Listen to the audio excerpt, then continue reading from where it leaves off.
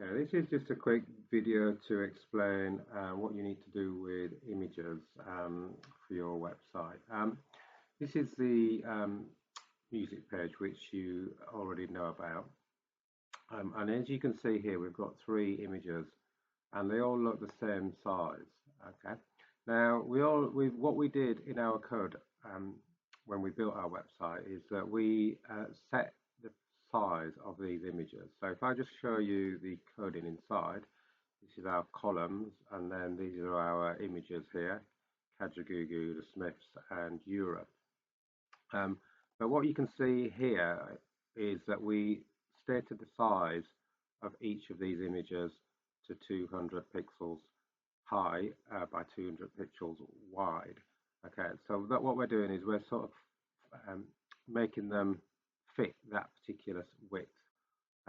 Now, in good web design, what you do before you actually insert images is that what we would do is we would go into our images and we would resize the images to what we need them to be.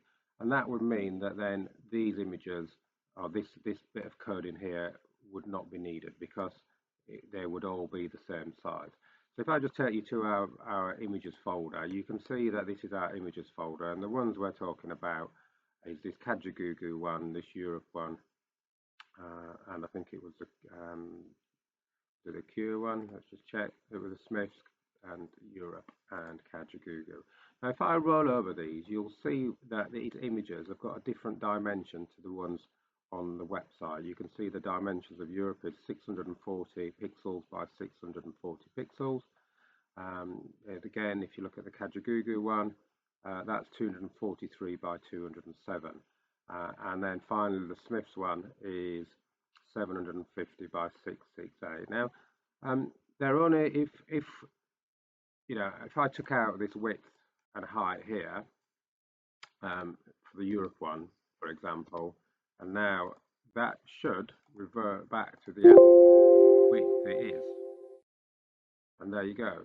See, so that is the size of the actual image. But what we did in our coding is we flattened it out by adding in.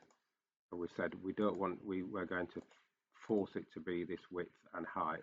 But what you need to do for your actual website is that you need to go into Photoshop and you need to adapt these images before we insert them to make them the correct size that you want. So the next video is going to show you how to do that. Hopefully that makes sense, and yeah, we'll get on with doing that in